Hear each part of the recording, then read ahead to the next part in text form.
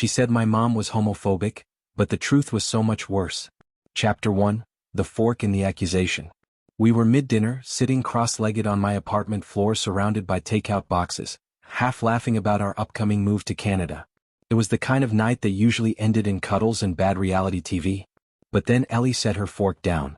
"Your mom has a problem with our relationship." I blinked. "What do you mean?" "She's homophobic." Just like that. I waited for her to laugh or explain, but she just sat there, calm and serious. "Every time I visit your house, she barely acknowledges me. She acts like I'm invisible." I swallowed, my appetite gone. "Ellie, that's just how my mom is. She's quiet.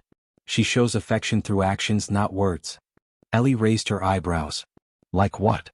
"Like remembering you don't like spicy food. Like making that almond cake you love.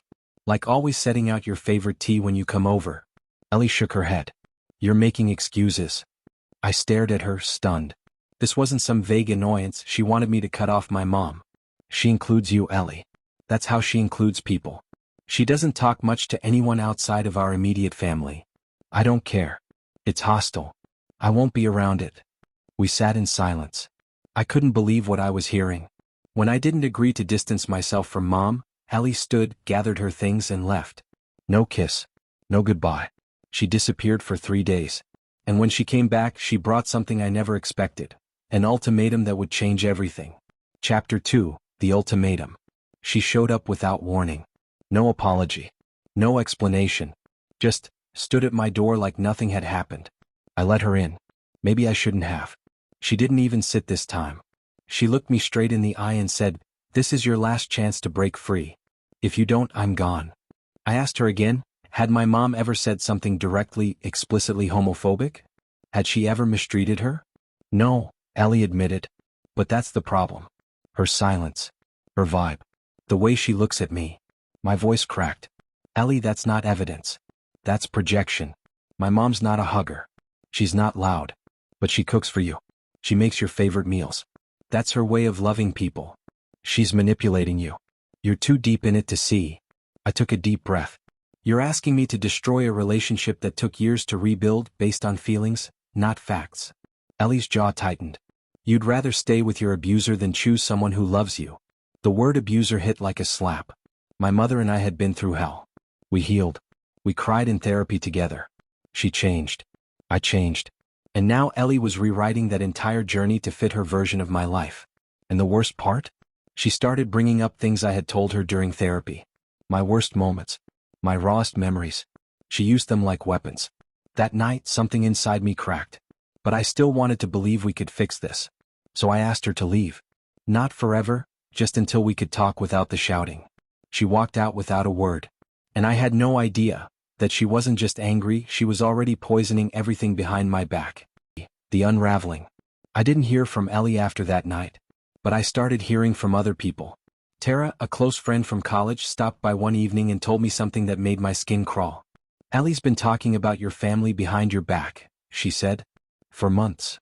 She told people my parents were controlling me. That I wasn't allowed to spend nights away from home. That my mom monitored my texts." I laughed out loud, until I realized she wasn't joking. None of that was true. I chose to be home by 8 p.m. because I don't like walking alone at night. My parents checked in if I was late, but we all did that for each other. Safety, not control. "She made it sound like you were trapped," Tara continued. "Like your mom had some hold on you." Other friends confirmed the same. Ellie had been building a narrative for months. Whispering half-truths, reshaping old stories I had told her, always leaving out the parts where healing happened. She took my trauma and twisted it into her campaign. I felt sick. I had shared those memories with her when I was vulnerable, trusting she would hold them gently. But she hadn't. She used them to paint my mom as a monster. Me as her victim. And herself? As my savior. Chapter 4: The Goodbye That Wasn't Hers to Give. The move to Canada was just days away. We had planned it together. New city, new chapter, new dreams. But now I was packing alone. I hadn't told my parents the truth. Just said things didn't work out with Ellie. They didn't push. Then my mom showed up. With groceries. She didn't say much. Just started unpacking ingredients and boiling water. She made my childhood favorite, spicy beef stew with homemade bread, even though it took hours. I watched her work in silence. The same hands that once trembled with fear she'd lost me now moving with calm purpose. At one point she asked, "Did the breakup have anything to do with me?" I paused. "No," I said. "You did nothing wrong." She nodded, kept chopping. But I saw it, the quiet relief in her eyes. That night she packed boxes with me, refolded my sweaters, and slipped a knitted scarf into my luggage without a word. She didn't say, "I love you." She didn't need to. And in that moment I finally understood what Ellie never could. Real love doesn't scream. It shows up. Even when hearts are broken. Even when it's hard. And as I watched Mom quietly sweep up packing paper from my floor, I realized Ellie had never been threatened by my mom's disapproval. She had been threatened by her presence. The real freedom. It's been 3 months since I arrived in Canada.